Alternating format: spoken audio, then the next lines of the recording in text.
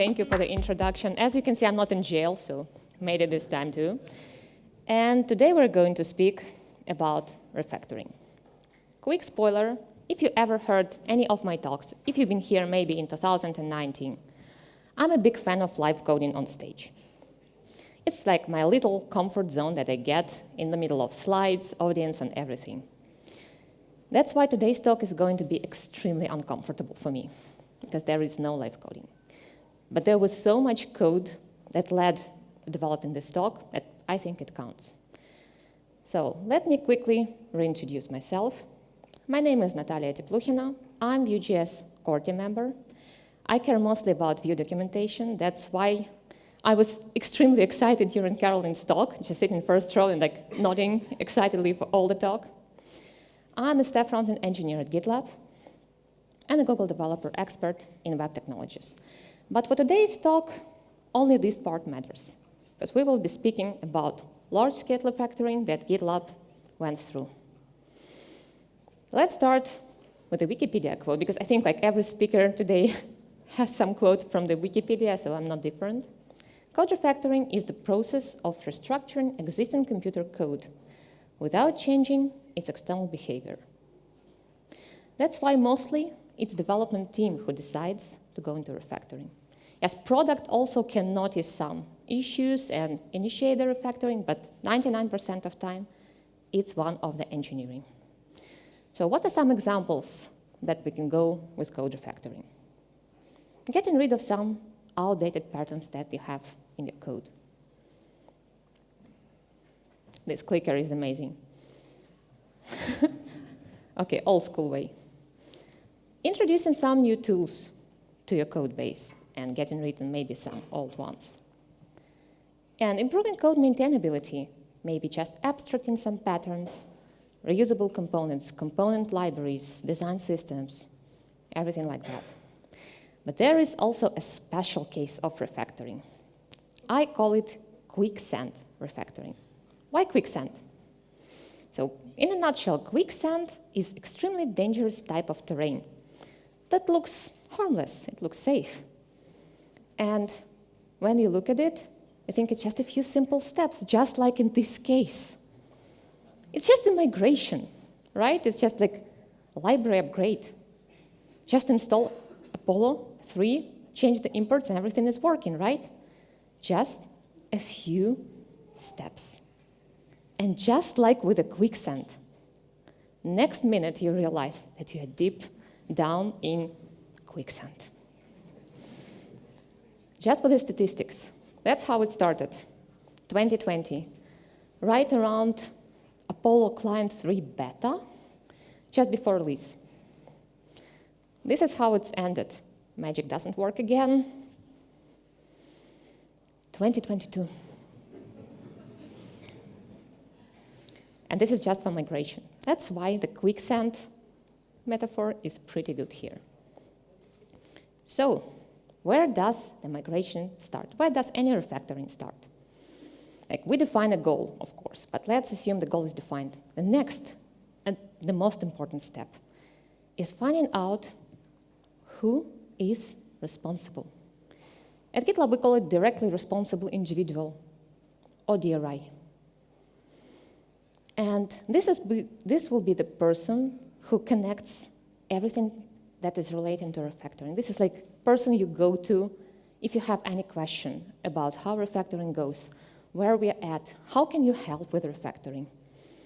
This is essentially the heart of the refactoring process. Because when everyone is responsible in your team, no one is responsible. I've been into refactorings when we just were doing it as a team, and everyone just assumes that some other person will do the job. And refactoring stops. So, okay, we need a DRI. How do we choose one in our company? Well, the one who gets the short end of the stick is a DRI now.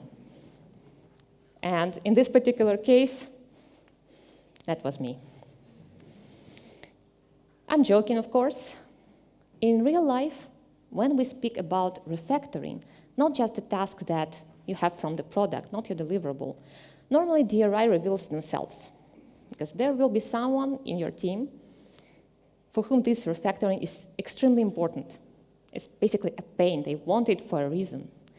And this person will usually say, okay, fine, it will be me who go through this pain. So first and the most important part of DRI's work is not the code, it's information, because you are going to be the source of truth. That's why you start your refactoring with an announcement. You can use different tools for that. It depends on your company. You can announce it on Slack, like make an attachment in Slack channel with a refactoring status, like maybe create a specific channel about it. You can go to the front and call the team, like, okay, we're starting the refactoring. It's your task to make team aware that the process has started. Single source of truth. That's documentation, like basically what Carolyn was talking about. All the steps in your refactoring, all the tasks, everything like that should be documented somewhere. Again, it depends on your company what do you want to use for that. Maybe a Google Doc, wiki. We use epics and merge requests, but it's like not a requirement. What is important in this particular case? All the information that you know as a DRI should be also duplicated there. Why? Well, you can go on vacation, you can get sick, you're not working 24 hours a day. That's why a synchronous way of having all the docs in one place is important. I failed with this one, by the way. I had it spread between two places, Epic and merge request. That's why people get lost. We just jump in here, so what is actually the state of things? So don't repeat my mistakes. Create one single source of truth. And updates. Whenever you make some big change during your refactoring, because I assume refactoring is not a one-step process, be sure to make an update to the team about that. Tell them, like, hey, we implemented this particular rule, please follow it now. We will speak about it a bit later, but for now, just remember it. Essentially, the refactoring is getting rid of undesired behavior. No matter what you're doing, upgrading the library, changing some pattern, abstracting components, there is something bad in your code base you want to get rid of. There is something good that you want to keep and proceed with. So I came with this example. At first, I was going to speak about garden and flowers, but this is potato plant. If you don't know, this is potato. Potatoes are good. So this is my example of the good code. Like, potentially, I can have some nice potatoes out of it. But like every garden has weeds. So this is kind of a bad code in my code base, something that I don't really want to see. And in like fantastic, optimistical world, you think this can just coexist. There is good code, there is probably some bad code, I will come back for it later, and it's gonna be fine.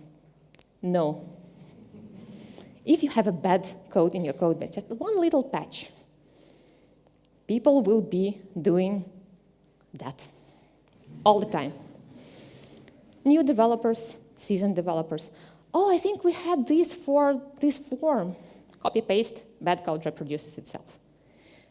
For some weird reason, I don't know, good code doesn't reproduce itself the same way. It's just for the bad one. So we need to somehow remove it. So what can we do to remove bad parts? Obviously, the first step, manual rewrite. So you just sit at your keyboard and doing it step by step. In some cases, this is irreplaceable. There are tools to simplify it, but for some cases, you will just need to sit and actually write the code. Very frustrating. Second one is IDEA tools. We will all work with nice tools like VS Code, like WebStorm, like whatever else. I mean, I don't judge you if you use Notepad++, but for IDEA tools, it's better to go with something more advanced. So, simple case, we have this import. This import is absolutely the same in Apollo 3. So what we're going to do is just find and replace. Simple. And it already helps immensely, but sometimes it's not enough as well. So we go for the code modification. There are automated tools to help you modify the code when the behavior is more complicated. And it has some conditional change, for example, when you just need to go deeper. Quick example for this. So don't try to understand all the code. It's basically just creating a new Apollo instance, but important thing, this is code for view Apollo 2. When we move to view Apollo 3, we move all the introspection query stuff to the global level. So we don't need it on the component level. Basically, this is only things that we need now. And in this particular case, we can go with find replace. It's nothing problematic. I can just remove all these imports that I don't need, and I can get rid of everything inside create default client. So I will have this as a result. Very similar one, but pay attention to use get true. I cannot get rid of everything inside the block. I need to preserve it. And now my find replace is a bit stuck. That's why, and this is the resulting code. There are nice code like JS code shift, amazing library, but there is always but. If you just go here and open it,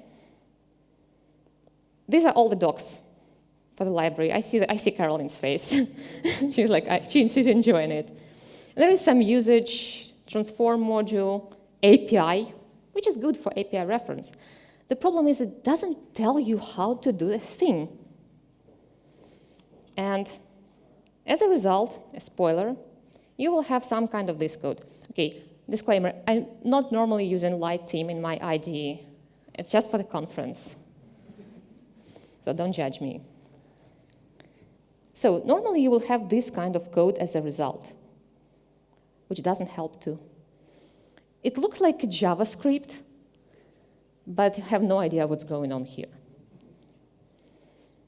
And now we go through this path of like read the code, cry a little. No. There is a really helpful tool that is called AST Explorer. It will show you the AST tree of your JavaScript code. So basically something like that. Let me make it a bit more.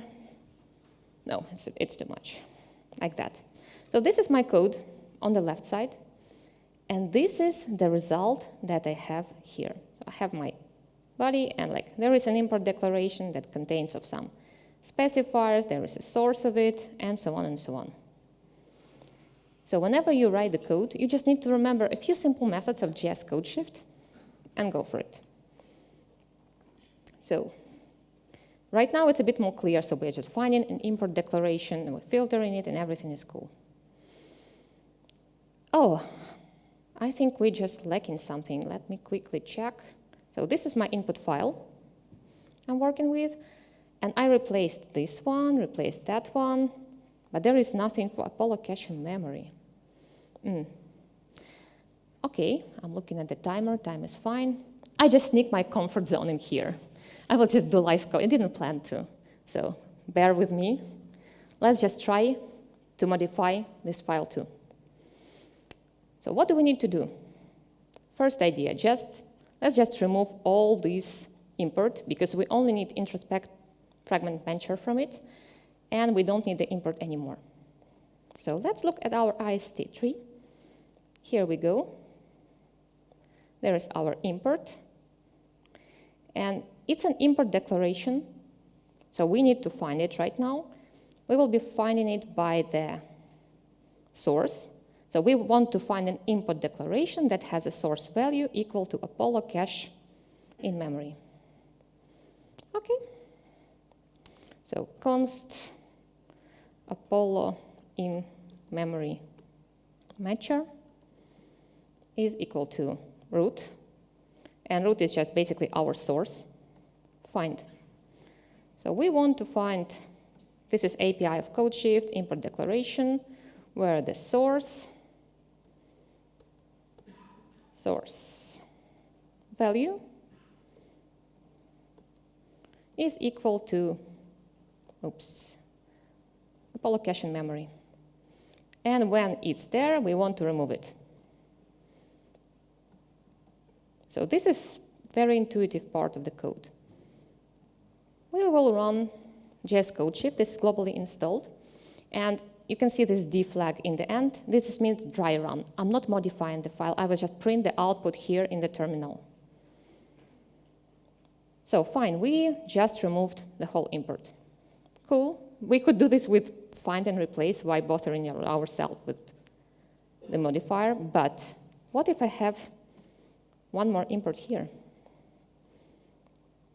I will just remove everything with the code mode and we are done. This is like not the refactoring you're looking for. So, okay, we're not removing a Apollo memory matcher right now. We want just to remove this bad import that we have in. We don't need introspection fragment matcher. Let's find it and remove. Const fragment matcher, again, it will be root, find, J, and let's see how it's called in AST3. So we have our specifiers here, and I just want this one in the specifiers, and it's called import specifier that has a local, okay, imported name of introspection, whatever, fragment matcher.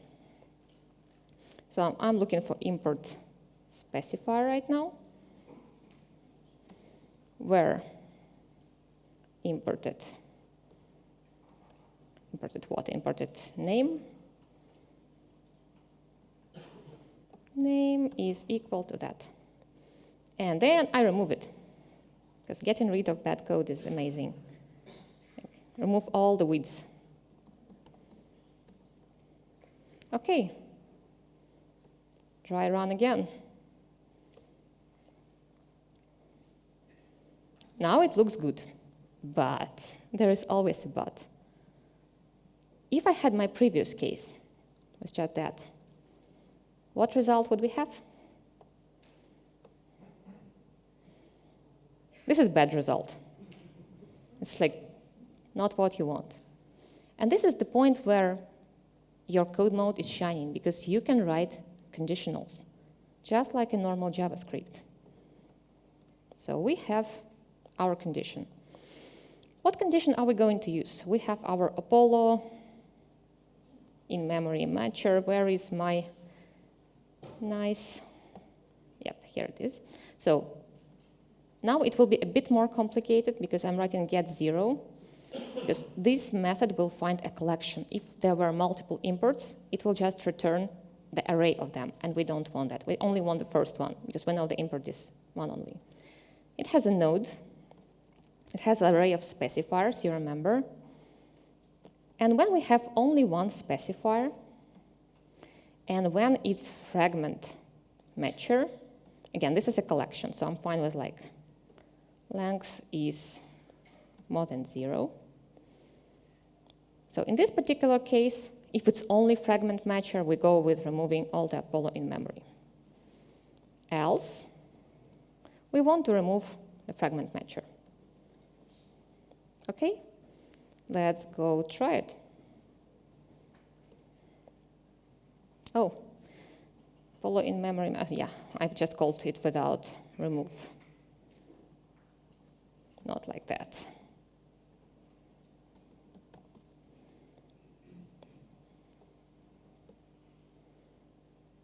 So now it removed it nicely.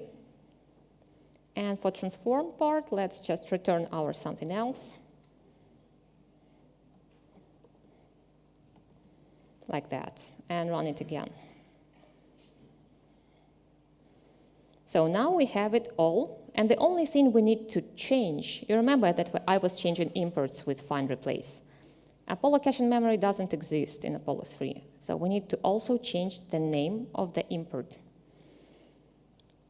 And we have a nice tool for this. It's called replace with.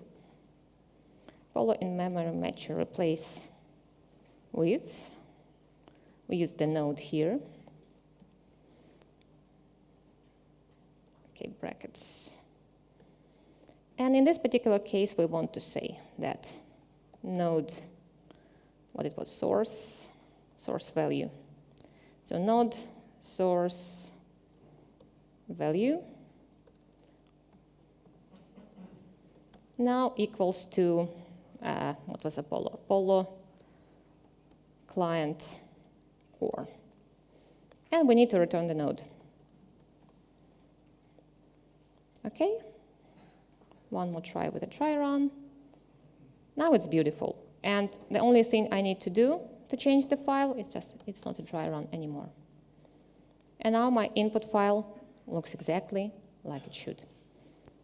So, okay, I got my comfort zone. I can get back to slides, getting uncomfortable there. So we just got rid of the undesired behavior. Okay, we removed all the bad places. We probably leave it in the MR of refactoring or just went back to the code base. But now we need to stop weeds to grow because they're just going to appear there. How do we do this? Oops, nope, not like this. We do it with linters. Linters is an amazing tool. A quick example of using a linter in our code base. In Apollo 2, we had queries that didn't contain an ID for all the entities, and it worked just fine. Cache was updated because Apollo 2 is not that strict about it. It has heuristic matching, or whatever this mechanism is called. So we were just okay. Then the MR with Apollo 3, and like 50 end-to-end tests immediately fail. Because Apollo 3 is very strict. You need to have an ID to have a proper updates in Apollo cache. So what do? Yeah, you manually add IDs to entities, because not every entity has an ID, so you need to be careful about that. And you go there like slowly adding IDs, and then you add a linter rule. You just put it there, and you don't need to have it in your main merge request. You can just add the linter to a main code base. Nobody will suffer from adding IDs to the queries. So you're splitting your merge request already. But Caroline said, be careful with linters. Be careful with linters, because I introduced the linter, replaced all IDs, review, merge. Master was broken twice. You know why? Because while I was doing all this job, even like between the review and merge of this merge request, I had colleagues who were carefully adding weeds to the code base. Because I failed with this part. Updates. When you do this change to your code base, when you introduce a linter that probably can break some MRs in progress, maybe they're merging, like pipeline on GitLab takes 2 hours, that's a lot. Announce it. Say on the Slack channel with broadcast, hey, everyone who just has the merge request with GraphQL query, please rebase. Please just stop merging process and do a rebase. This is your work as a DRI, which I majorly failed as well, you can tell. Now, linters are not enough. So you're gonna do what people call hacks. I call it getting creative. It's a good thing. So, very quick explanation of what's going on here. This is a unit test where we create a component with Apollo. We need to wait until Apollo queries are resolved, and then we assert some assertion. And we were super careful. So what is next tick? In Vue, this is just a callback that waits for when component is rendered. So you just jump into the moment of when component is rendered. It's rarely used in the code. It's mostly used in tests. So whenever you click a button, some drop-down appears, you wait for the next tick to appear. And me and my colleagues were using next tick to wait for resolving Apollo queries, which is bad. It's a weed. Apollo 2 allowed us to use this. Apollo 3 didn't. Again, it's very strict. It's a good thing that it enforces good behavior. So instead, we needed to use wait for promises. Can you lint against it? No. Next tick is used in many other cases. It's a valid case to have something rendering. I cannot just go and replace all the next tick with wait for promises, because then my pipeline will be taking not 2 hours, but 3 hours. And now I'm waiting for promises too. So we go with this amazingly hacky code. This is how we set up our mock Apollo client. And what we do, so instead of just creating a mock client request handler, we just drop a promise inside of it. Again, the code is bad. Like if you look at it, it's like, why? Why are you doing this? It's non-readable. It's not great. But it does the trick. When you introduce this code to the code base, all the tests that had next tick for resolving Apollo were failing. And nothing motivates developers like failing tests. My pipeline is red. And we did an update. We added this to documentation, like always use wait for promises when you work with Apollo queries. So that's the trick. Important point, probably one of the most important points about refactoring. Your supporting code is allowed to be imperfect. It can be extremely bad code. You saw just my code mode. It's far from perfect. I'm just basically looking at the AST and trying to hack my way in. Probably it's wrong, it's not optimized. But for supporting code, that won't be in the code base because code mode is not a part of the code base. Or for this, it will be in the code base just temporarily, just to enforce a good behavior. It's okay. And again, the important part of all the refactoring is split and iterate. I genuinely tried to upgrade Apollo in one merge request. This merge request was open for 11 months, for real. And what I learned in a way that I just need to take the chunk whenever I can and move it to the main code base before I merge this large merge request. So first, this is how we started even before opening this MR, basically finding a solution for immutable updates because it's a preparation phase for Apollo migration. And after this was a require ID field for all GraphQL operations, my perfect linter that broke everything 6 months ago. Then we fixed this solution with wait for promises. It allowed us to take 354 unit tests from the big merge request, move them to a separate one, and merge, which reduced the size of the Apollo merge request like, I think, 2 times, maybe more. And then just 3 months ago, we went to Apollo Client 3.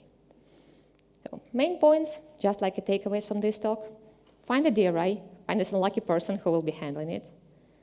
Inform the team about refactoring all the time. Use tools wisely and choose the right tool for yourself. Iteration is a key, because if you're going to make everything in one step, you will never make the step. And embrace imperfection. The code can be not perfect, but if it does the job, it's amazing. Thank you for listening to the talk.